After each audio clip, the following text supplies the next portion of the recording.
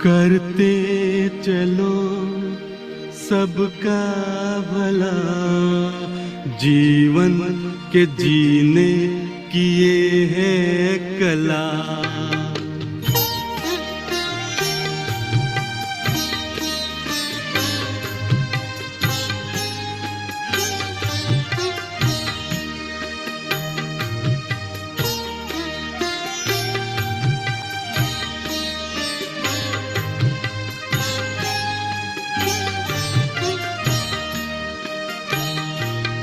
करते चलो सबका भला, जीवन के जीने की ये है कला।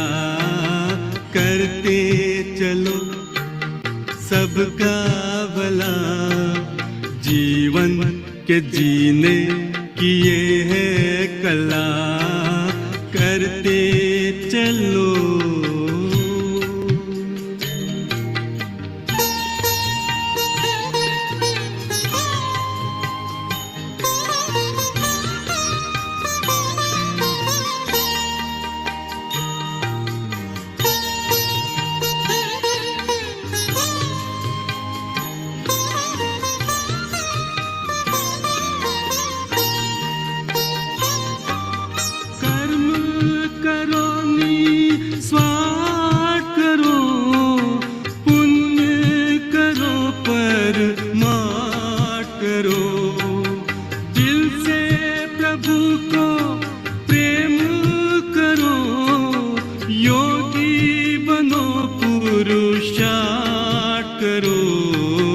इसके बिना जीवन क्या है भला, जीवन के जीने की ये है कला। इसके बिना जीवन क्या है भला, जीवन के जीने की ये है कला। करते चलो।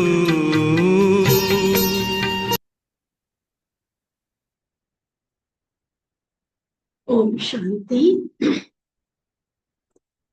मीठे बाबा हम सभी को अपनी मीठी मीठी शिक्षाओं द्वारा, मधुर मुरली के द्वारा सचमुच जीवन जीने की कला सिखाते हैं।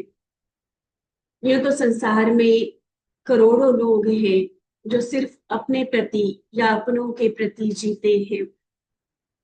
करोड़ों लोग हैं, पशु पक्षी हैं, अन्य कई सारे जीव जंतु हैं, वो अपने लिए जी रहे हैं। जन्म लिया, बड़े हुए, आगे बच्चे पैदा किए और फिर किसी दिन मर गए। लेकिन बाबा ने हम सभी ब्राह्मण आत्माओं को एक बहुत ही ऊंचा लक्ष्य दिया जीवन का, कि जैसे बाबा विश्व कल्याणकारी है, ऐसे बाबा की संतान होने के नाते हम भी मास्टर विश्व कल्याणकारी हैं।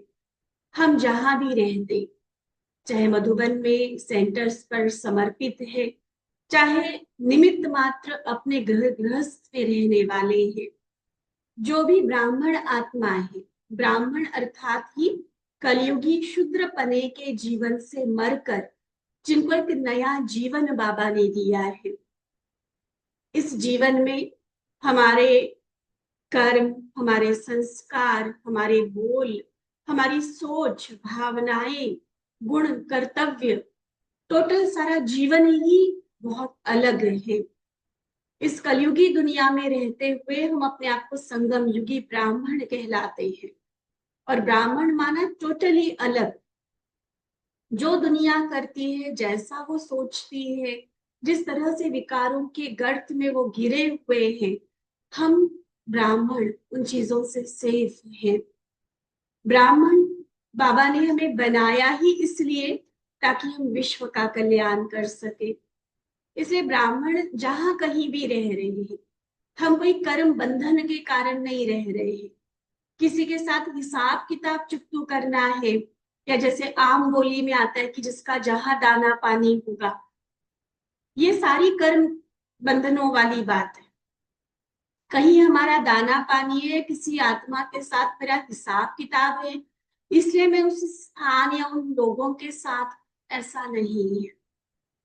हम अगर कहीं भी है, किसी भी तरह की आत्माओं के साथ है या कोई भी कर्म कर रहे हैं, हमारे उस पूरे जीवन का उद्देश्य ही क्या है? सेवा। हम अवतरित हुए हैं, हम कोई बंधन में बंधे हुए नहीं। नया जन्म अर्थात अवतरित जन्म है हमारा। और अवतार होता ही किस लिए है? परमात्मा का संदेश लेकर आया, जिनको संदेश देना था दिया, जिनके संकट दूर करने थे किए, प्रभु मिलन कराया उनका और फिर उड़ चला। वो होते हैं अवतरित फरिश्ते। तो बाबा ने आज की मुरली में उस अवतरित वाली फीलिंग को, इस स्वमान को बहुत अच्छे से स्पष्ट किया है।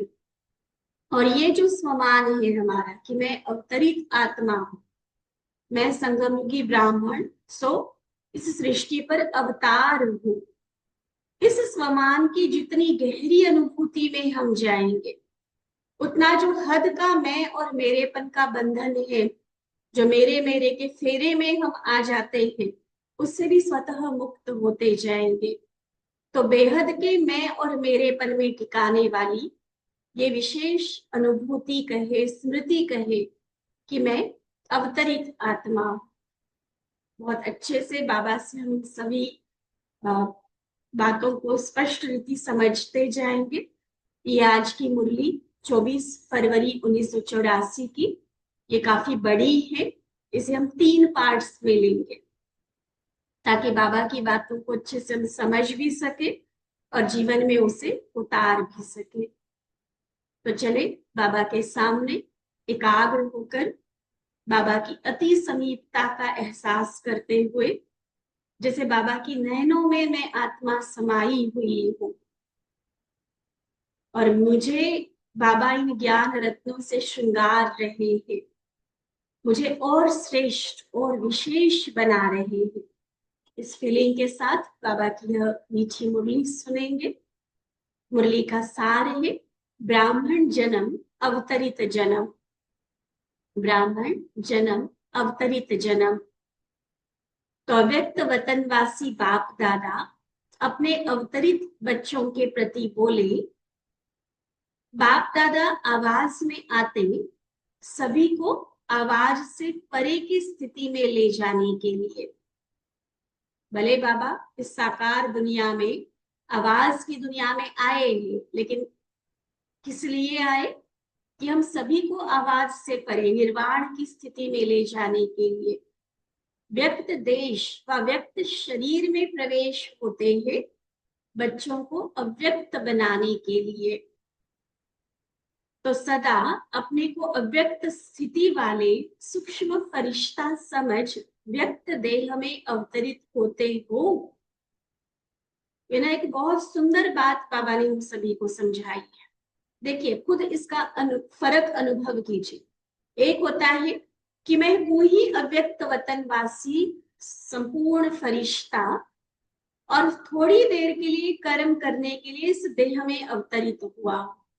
एक ये स्मृति है।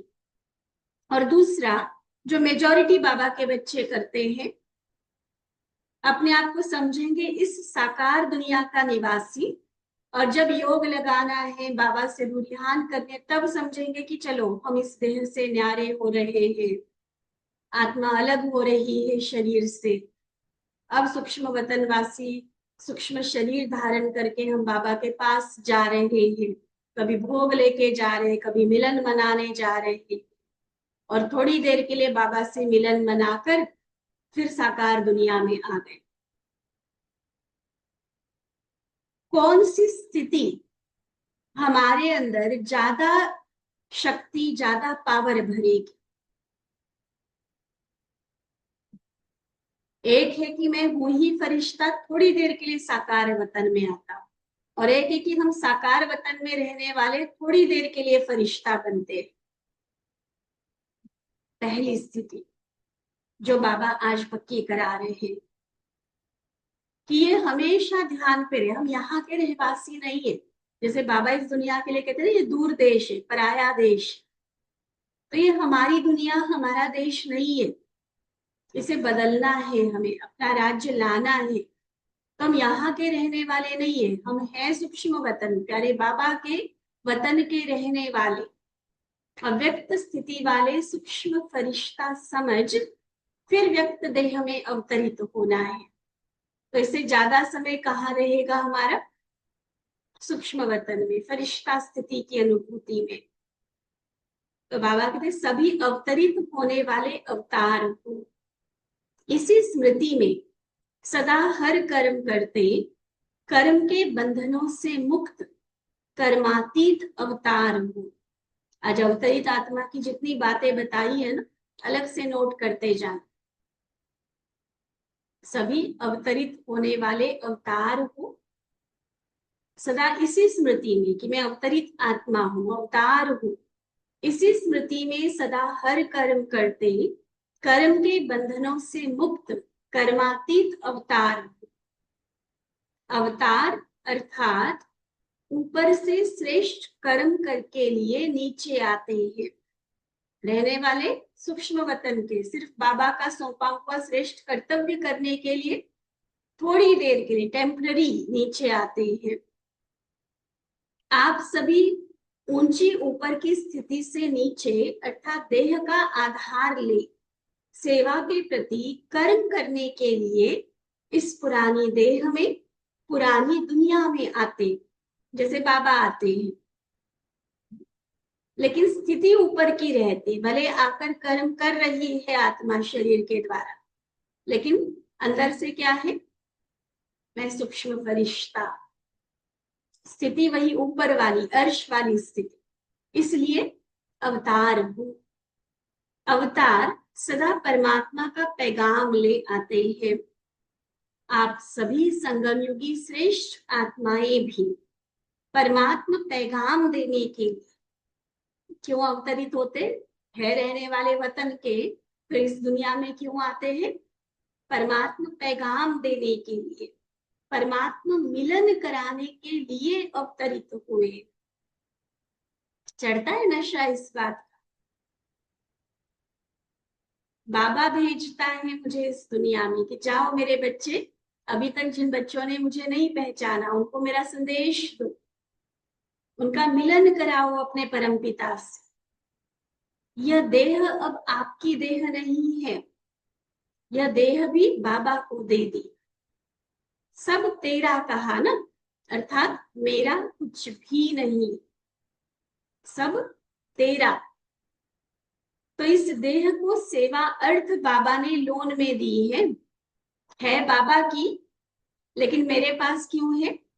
क्योंकि आत्मा तो शरीर के द्वारा ही कर्म करेगी ना। जो सेवा बाबा ने सौंपी है वो करने के लिए माध्यम चाहिए, तो उसके लिए बाबा ने, है मालिक बाबा, हमें अमानत के रूप में उधार दी है बाबा ने कि ठीक है बच्चे, इस देह को यूज करके तुम कर्म कर सकते, जो सेवा की ड्यूटी तुम्हारी लगाई है वो तुम कर सकते, ठीक है। तो लोन में मिली हुई वस्तु पर मेरेपन का अधिकार नहीं होता है।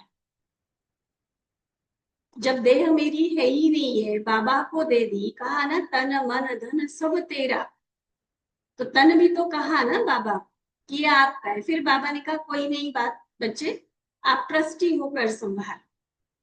तो जब मेरी देह नहीं तो देह का भान कैसे आ सकता? ठीक है, अगर मेरी देह होती तो मेरेपन में फंसेंगे, फिर मेरेपन के भान में भी आएंगे। जब है ही नहीं मेरी देह, है ही बाबा की, तो भान कैसे आएगा? आत्मा भी बाबा की बन गई, देह भी बाबा की हो गई, तो मैं और मेरा जो अल्प का हद का जो मैं और मेरा आता है वो कहां से आया? मैंपन सिर्फ एक बेहद कार्य है, मैं बाप का हूं, जैसा बाप वैसा मैं मास्टर हूं। हद का मैं होता है, मैं पुरुष, मैं स्त्री, मैं हिंदू, मैं मुसलमान, है ना, मैं डॉक्टर, मैं किसान, इंजीनियर, मैं गोरा, मैं काला, ये जो सारे होते हैं वो मैं हद के होते हैं। रिश्तों के आधार पर भी जो मैं कहते हैं, मैं पिता, मैं माँ, तो वो सारे हद के मैंपन है, उस सारे हद के मैं खत्म हो गए जब हमने देह को बाबा को सरेंडर कर दिया। अब मालिक बाबा है, तो ना मेरी देह है ना मैं देह हूं। मैं हूं ही कौन? कौन हूं? सिर्फ आत्मा नहीं कहा बाबा ने आज। जैसा बाप वैसी मैं। जैसे बाबा हर गुण हर शक्ति में सागर है, ऐसे मैं मास्टर, बाबा के समान। तो यह बेहद का मैंपन पसंद है। हद के मैंपन में तो कितना दुख है, दर्द है, तकलीफें, उलझने हैं, बंधन है। और ये बेहद का मैंपन आत्मा को कितना हल्का और शक्तिशाली बना देगा। हद का मैंपन विघ्नों में लाता है, और बेहद का मैंपन मैं मास्टर, बाबा समान। तो बेहद का मैंपन निर्विघ्न, विघ्न विनाशक बनाता है। ऐसे ही जैसे हद के मैंपन को बेहद के मैंपन में चेंज किया, ऐसे ही हद का मेरापन, मेरा परिवार, मेरा घर, मेरा कारोबार, मेरे बच्चे, मेरी सेवा, मेरी विशेषता, मेरी अलग अलग तरह की जिम्मेवारी, बहुत होता है मेरा मेरा मेरा। तो वो जो हद का मेरापन है वह भी मेरे मेरे के फेरे में लाता है। और बेहद का मेरापन जन्मों के फेरों से छुड़ाता है। तो वो बेहद का मेरापन क्या है? बेहद का मैंपन है मैं मास्टर भगवान, बाप समान। और बेहद का मेरापन है मेरा बाबा। जितना सारा हद का मेरा मेरा सबको एक मेरा बाबा में समा। फिर बाबा ने कहा कई जन्मों के, कई तरह के जो फेरों में हम फंसे हुए थे ना, उससे छूट जाएंगे। तो बेहद का मेरापन है मेरा बाबा। तो हद छूट गई ना। अवतार बन देह का आधार ले, सेवा के कर्म में आओ। बाबा ने लोन अर्थात अमानत दी है सेवा के लिए। जैसे शरीर के लिए बाबा ने कहा ना कि बाबा ने उधार दिया हुआ है, ऐसे जब देह ही उधार की है तो देह से रिलेटेड जितनी सारी चीजें हैं वो भी क्या है? बाबा की अमानत है। तो बाबा ने अमानत दी है सेवा के लिए, तो और कोई व्यर्थ कार्य में नहीं लगा सकते हैं। नहीं तो फिर अमानत में ख्यानत का खाता बन जाता है। अवतार, आज अवतार को क्लियर कर रहे हैं ना बाबा। तो जो अवतार है, अवतरित आत्मा है, वह कभी व्यर्थ खाता नहीं बनाता। आया, संदेश दिया जो ड्यूटी भगवान ने लगाई थी, और गया। व्यर्थ किसी के कर्म बंधनों में फंस जाए, व्यर्थ कहीं तेरी मेरी गॉसिप में लग जाए, उलझनों में उलझ जाए, जरूरत ही नहीं। हम है ही किस लिए? मेरे जीवन का उद्देश्य क्या है? क्या ब्राह्मण बनने के बाद भी अभी तक तेरी मेरी नहीं छूटती है? क्या ब्राह्मण बनने के बाद, नए संसार का वर्षा सामने होने के बाद फिर इस कलयुगी दुनिया में बुद्धि जाती है जो फंस जाते हैं? देखो, अवतार का मतलब ये आया, संदेश दिया, जो कर्म करना था, जो कर्तव्य पूरा करना था, और गया। आप सभी सेवा अर्थ संदेश देने अर्थ ब्राह्मण जन्म में आए। ब्राह्मण जन्म अवतरित जन्म है, ये कोई साधारण जन्म नहीं है। तो सदा अपने को अवतरित हुई विश्व कल्याणकारी, सदा श्रेष्ठ अवतरित आत्मा हो, इस निश्चय और नशे में रहो। पक्का करेंगे। अलग जगह जहां बड़े बड़े अक्षरों में कुछ स्वमान या ऐसे पावरफुल पॉइंट्स लिखते हैं ना, वहां आज के स्वमान को लिखना और बार बार खुद को याद कराना। ये लंबे टाइम का, बहुत काल का अभ्यास जरूरी है। क्या स्वमान ने पक्का कराया बाबा ने आज कि मैं अवतरित हुई विश्व कल्याणकारी, सदा श्रेष्ठ अवतरित आत्मा हूं। टेम्पररी समय के लिए यहाँ आए हूं, और फिर जाना भी है। तो अब जाना है, अब वापस जाना है, यह सदा याद रहता है। अवतार है, आए हैं, अब जाना है। यही स्मृति उपराम और अपरंपार प्राप्ति की अनुभूति कराने वाली है। उपराम माना इस दुनिया से डिटैच रहेंगे, कहीं आकर्षणों में फंसी हुई बुद्धि नहीं होगी, उसको कहते हैं उपराम। और दूसरा अपरंपार प्राप्ति की अनुभूति से भरपूर होंगे। एक तरफ उपराम और दूसरे तरफ अपरंपार प्राप्ति, तो दोनों अनुभव साथ साथ रहते हैं। तो ऐसे अनुभवी मूर्त हो ना। अब सुनने को स्वरूप में लाना है, सुनना अर्थात बनना। आज विशेष हम जिन्स से मिलने आए हैं, हम शरीक हो गए ना, सत शिक्षक निमित्त शिक्षकों से मिलने आए हैं बाबा के सामने। इस समय विशेष टीचर्स बहनों का ग्रुप है, सेवा केंद्र की जो समर्पित बहनें हैं, जिन्हें बाबा हम जिन्स कहते, आप समान सेवा साथी कहते। तो ऐसे सत शिक्षक वो परम शिक्षक निमित्त शिक्षकों से मिलने आए हैं, सेवा के साथियों से मिलने आए हैं। तो टीचर्स बहनों से बात करते हुए बाबा कहते, सदा सेवाधारी आत्माओं का यह संगठन है ना। अब देखो बाबा टीचर्स से बात कर रहे हैं ना, तो यहाँ हम दो भाव के साथ बाबा की इस मुरली को सुन सकते हैं आगे से। पहली बात, जैसे हमेशा हम पक्का कराते हैं, जो मुरली सुनने की विधि है, कि बाबा का एक एक महावाक्य पर्सनली मेरे प्रति है। तो भले ही बाबा डबल विदेशियों से बात कर रहे हैं या आज टीचर्स से बात कर रहे हैं, लेकिन उसमें भी बाबा की इतनी पावरफुल शिक्षाएं होती हैं जो हमारे जीवन को भी अति मूल्यवान बना देती है। तो पहला तरीका कि ये हर एक महावाक्य किसी को जज करने के लिए नहीं यूज करना, कि देखो बाबा ने उनके लिए ऐसा कहा और वो ऐसा है या ऐसा नहीं है। नहीं, अपने ऊपर लगाना है हर बात, ठीक है।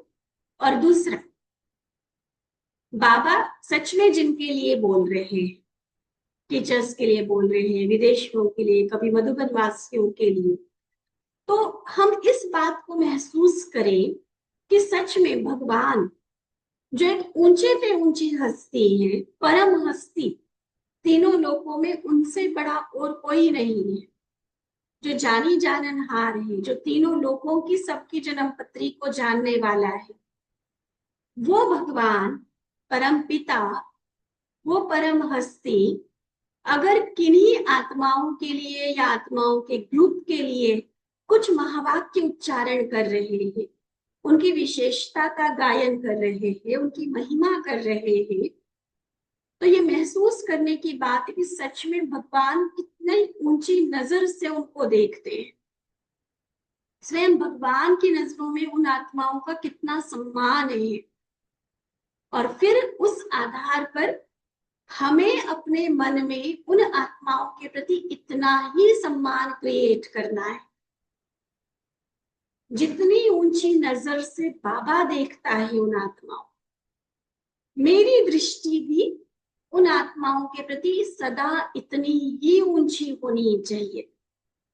भले ठीक है, ज्ञान के हिसाब से हमें पता है हर कोई पुरुषार्थी है, कोई कमियां सब में है, खूबियां है, लेकिन बाबा अगर किसी की महिमा कर रहा है ना, तो सच में मेरी दृष्टि में उन आत्माओं के प्रति इतना सम्मान बढ़ जाए। क्या बाबा नहीं जानता किसमें क्या कमी है? जानते हैं। फिर भी देखो बाबा के महावाक्य एक से बढ़कर एक, हर एक का समान ऊंचा उठाने वाले।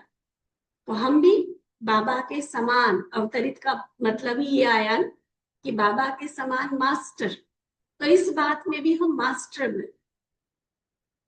इससे पहले भी इस बात को स्पष्ट किया था, लेकिन आगे से और किसी के लिए भी पर्सनल बाबा की मुलाकात है, जैसे दादियों के लिए कई बार आता है, तो उतनी ऊंची दृष्टि हम उनके प्रति बनाते हैं। आज टीचर्स बहने हैं बाबा के सामने, भले बाबा को पता है टीचर्स नंबरवार है, लेकिन आज बाबा के महावाक्य देखो,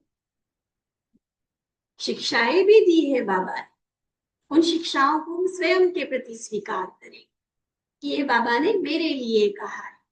ठीक है, तो बाबा कहते सदा सेवाधारी आत्माओं का यह संगठन है ना, सदा अपने को बेहद के विश्व सेवाधारी समझते हो, हद के सेवाधारी तो नहीं हो ना, सब बेहद के हो।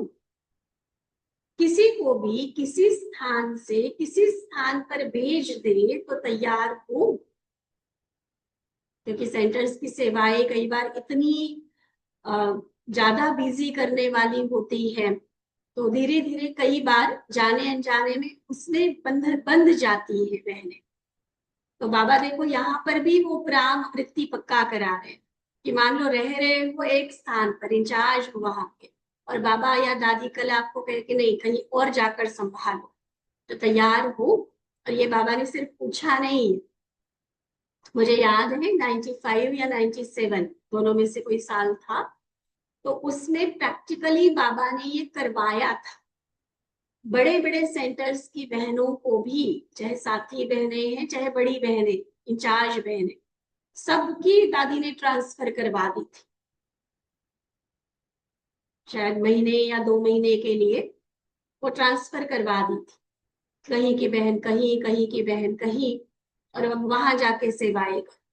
तब तो इतने ना मोबाइल्स थे ना फोन थे सबके पास, तो जहां गए वहां की सेवाओं को अच्छे से संभाला, वहां और सभी प्यार देकर पालना देकर रहे।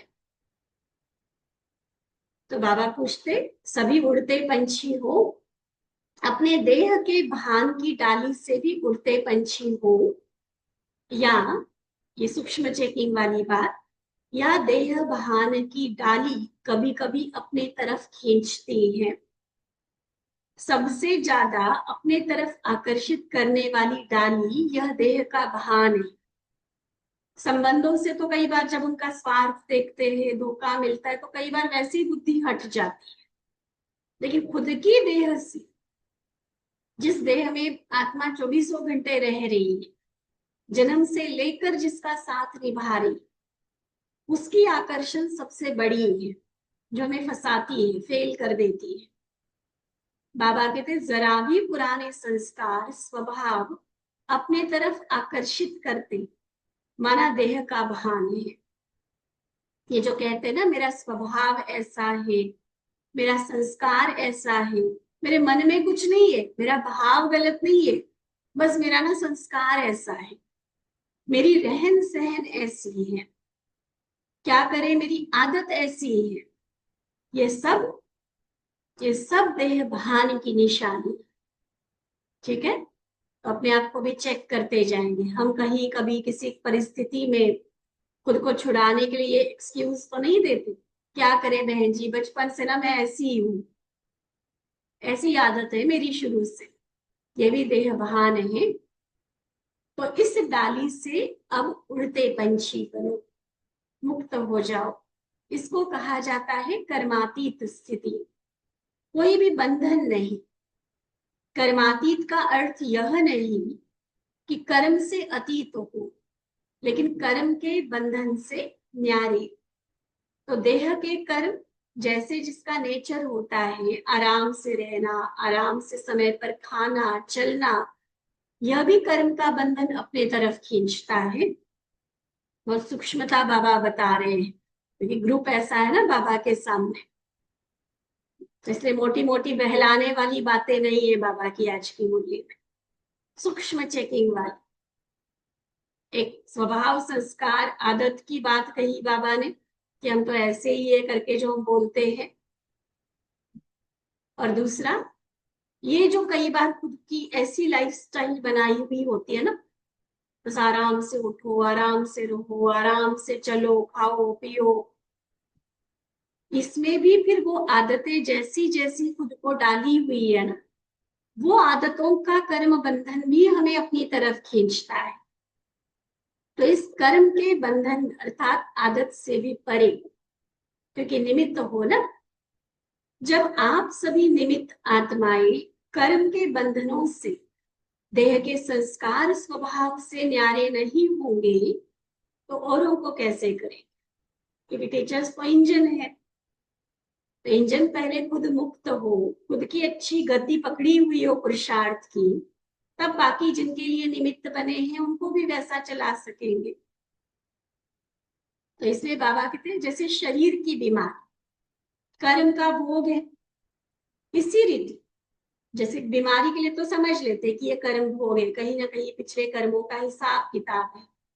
इसी रीति अगर कोई भी कर्म का बंधन अपने तरफ खींचता है कि मुझे ये काम ऐसा ही चाहिए, ये चीज ऐसी चाहिए, नमक इतना तो इतना ही, चाय में चीनी इतनी तो इतनी ही चाहिए, ये भी कई बंधन होते हैं कईयों के।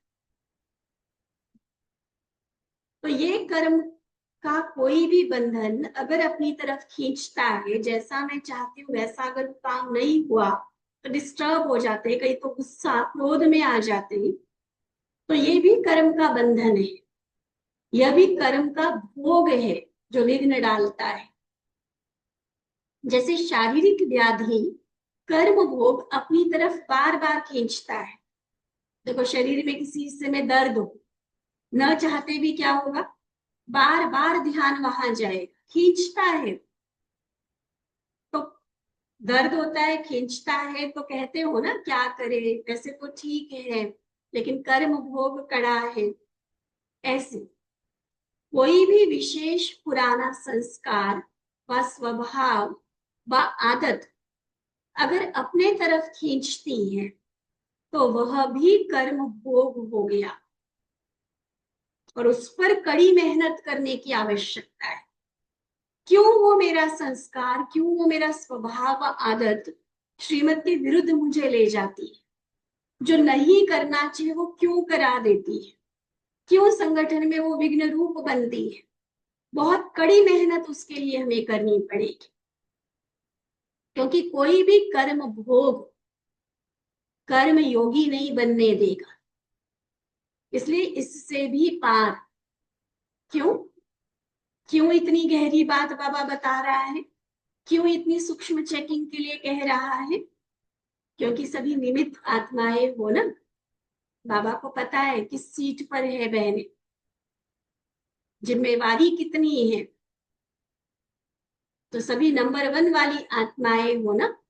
1 नंबर का अर्थ ही है हर बात में विन करने वाली, कोई भी कमी ना रहे। टीचर्स का अर्थ ही है सदा अपनी मूरत द्वारा कर्मातीत ब्रह्मा बाप अर्थात न्यारे और प्यारे शिव बाप की अनुभूति करने वाले, कराने वाले। टीचर्स अर्थात अपने मूरत, अपने चेहरे चलन द्वारा एक तो प्रत्यक्षता करे, अनुभूति कराए, सूक्ष्म वतनवासी न्यारे ब्रह्मा बाप, और दूसरा प्यारे शिव बाबा। तो न्यारे और प्यारे ब्रह्मा बाप और शिव बाप की अनुभूति हमारे फीचर्स के द्वारा, तो यह विशेषता है ना। देखो फ्रेंड्स हो ना आप, फ्रेंड्स कैसे बनते हैं? बिना समान के फ्रेंड्स नहीं बनते हैं।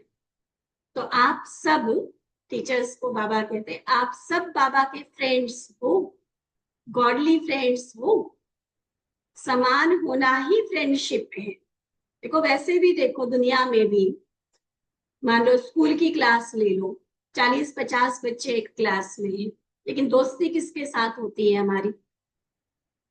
जिसके साथ हमारे विचार मिलते हैं, कुछ ना कुछ हमारी लाइकिंग, पसंद नापसंद मिलती है, तो उसके साथ बड़ी गहरी दोस्ती हो जाती है। ऐसे ही समाज में अड़ोस पड़ोस वाले वैसे बहुत होते हैं, फिर किसी के साथ बड़ा गहरा संबंध हो जाता है। क्यों?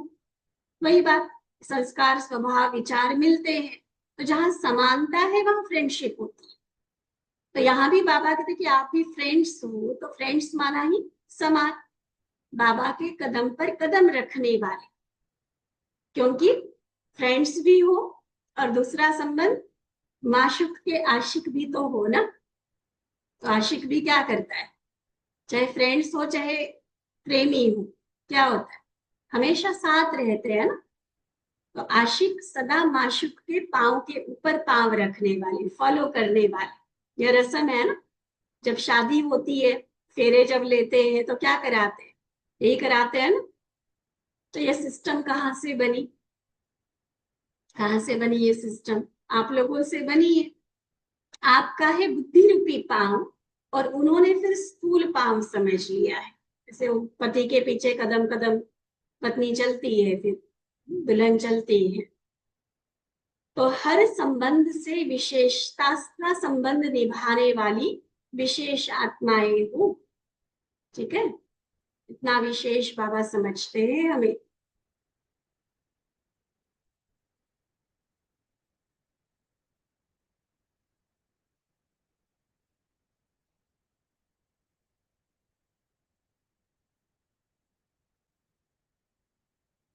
आगे बाबा कहते, निमित्त शिक्षकों को औरों से बहुत सहज साधन है। दूसरों को तो फिर भी दूसरे संबंधों में रहना पड़ता है। जैसे घर गृहस्थ वालों के लिए बाबा कहते ना, कई बार हंस बगुले इकट्ठे रहते, एक ही परिवार में कोई ज्ञान में चलता, कोई नहीं चलता, लेकिन निभाना तो पड़ता है। और आपका संबंध जब रहते ही सेंटर पर है, रहते ही मधुबन में है, तो आपका संबंध सदा सेवा और बाप से है। चाहे लौकिक कार्य भी करते हो तो भी सदा यही याद रहता। लौकिक कार्य माना सुबह से लेकर रूटीन में तो स्थूल कार्य भी तो बहुत सारे होते हैं ना, किचन का काम है, सफाइयां है, बर्तन है, कई तरह के काम तो होते हैं ना। तो वो लौकिक कार्य करते हुए भी उसको काम नहीं कहेंगे, सदा यही याद रहता है कि बस टाइम हो और सेवा पर जाए। और लौकिक कार्य जिसके लिए किया जाता है उसकी स्मृति स्वतः आती है। जैसे लौकिक में माँ बाप कमाते बच्चे के लिए, तो उनकी स्वतः याद आती है। माँ खाना बना रही है तो बच्चा याद आता है ना। तो आप भी जिस समय कोई भी लौकिक कार्य करते हो तो किसके प्रति करते हो? देखो पक्का करो, चाहे गृहस्थ में भी रहते हैं, भले लौकिक कार्य भी कर रहे हो, तो किसके लिए करते हो? सेवा के लिए करते हो या अपने लिए? क्योंकि जितना सेवा में लगाते तो उतनी खुशी होती है। कभी भी लौकिक सेवा समझकर नहीं करो, यह भी एक सेवा का तरीका है। रूप भिन्न है लेकिन है सेवा के प्रति। नहीं तो देखो, अगर लौकिक सेवा करके सेवा का साधन नहीं होता तो संकल्प चलता कि कहाँ से आवे। अब विदेश में टीचर्स बहनें भी जॉब करती है, क्योंकि वहां इतना भारत की तरह वो भावना नहीं होती है ना, कि कोई सेवा का कार्य चल रहा है तो चलो हम कंट्रीब्यूट करें, हम सहयोग दें। विदेशों में कितनी जगह ऐसा है, सेंटर पर आने जाने वालों के लिए बिल्कुल फिक्स टाइम है, और बाकी जो दिन का टाइम है वो बहनें जॉब करती है। तो जॉब करने से क्या हुआ, उसके लिए भी बाबा ने समझा कि वो भी समझो कि बाबा के डायरेक्शन पर चल रहे हैं तो सेवा के लिए है। और फिर एक और उसका फायदा बताया कि वहां अपना खर्चे का तो पैसा आ रहा है ना जॉब करके, तो फिर ये संकल्प नहीं होता कि कहाँ से आवे, कैसे आवे, चलता नहीं है, पता नहीं कब होगा। यह संकल्प व्यर्थ समय नहीं गवा। इसलिए कभी भी लौकिक जॉब अगर करते भी हैं तो यह शब्द कभी नहीं, ये शब्द नहीं बोल कि हम लौकिक जॉब करते हैं, ऐसा भी नहीं बोल। अलौकिक जॉब है, बाबा के दीदियों के डायरेक्शन पर कर रहे हैं। हाँ, कोई मनमत पे करते हैं, अपने शौक अपने इंटरेस्ट को पूरा करने के लिए करते हैं। ये तो क्योंकि विदेश की बात है ना, लौकिक जॉब की जरूरत है उन्हें। यहाँ तो कुमारियों को, कुमारों को तो डायरेक्ट ऑफर होती है बाबा के घर से, लेकिन अपने शौक के लिए कोई कर रहा है तो उसके लिए बाबा जिम्मेवार नहीं। जब सेवा के निमित्त है तो लौकिक जॉब है, तो कभी भी बोझ नहीं बनेगा। नहीं तो कभी कभी भारी हो जाते हैं, कब तक होगा, क्या होगा। यह तो बाबा ने आप लोगों के लिए प्रारब्ध बनाने का बहुत सहज साधन दिया है। ठीक है, तन मन धन तीन चीजें हैं ना। अगर तीनों ही चीजें सेवा में लगाते हैं तो तीनों का फल किसको मिलेगा? आपको मिलेगा या बाबा? किसको मिलता है? जो लगाएगा उसी को मिलेगा ना। तो तीनों ही रीति से अपनी प्रारब्ध बनाना, तन से भी सेवा करना, मन से भी और धन से भी। तो तीनों ही रीति से अपनी प्रारब्ध बनाना, तो यह औरों से एडिशन प्रारब्ध हो गई ना, इसलिए कभी भी इसमें भी भारी नहीं, सिर्फ भाव को बदली करो। लौकिक नहीं, अलौकिक सेवा के प्रति है, इसी भाव को बदली करो। समझा? ये तो और ही डबल सरेंडर हो गए, धन से भी सरेंडर हो गए, सब बाबा के प्रति। सरेंडर का अर्थ ही क्या होता है कि जो कुछ है बाबा के प्रति है, अर्थात सेवा के प्रति है, यही सरेंडर है। जो समझते हैं हम सरेंडर नहीं, वह हाथ उठाओ, बाबा कहते उनकी भी सेरेमनी मना लेंगे। बाल बच्चे भी पैदा हो गए और कहते सरेंडर नहीं हुए, सेवाएं इतनी की, अनेकों को वारिस बना दिया और कहते कि हम अभी सरेंडर नहीं हुए। कोई बाबा कहते अपना मैरिज डे भले मनाओ, लेकिन मैरिज हुई नहीं यह तो नहीं कहो। क्या समझते हो? सारा ही ग्रुप सरेंडर ग्रुप है ना। अच्छा, सदा बेहद के मैंपन की स्मृति स्वरूप, सदा बेहद का मेरा बाप, इसी समर्थ स्वरूप में स्थित रहने वाली, सदा ऊंची स्थिति में स्थित रहे, देह का आधार ले अवतरित होने वाले अवतार बच्चों, बाप दादा का याद प्यार और नमस्ते। हम रूहानी बच्चों की रूहानी बाप दादा को दिल व जान, सिक व प्रेम से नमस्ते नमस्ते नमस्ते जी। ठीक है, बाबा की मुरली काफी है, आगे भी हम नेक्स्ट क्लास में लेंगे। अच्छा, ओम शांति।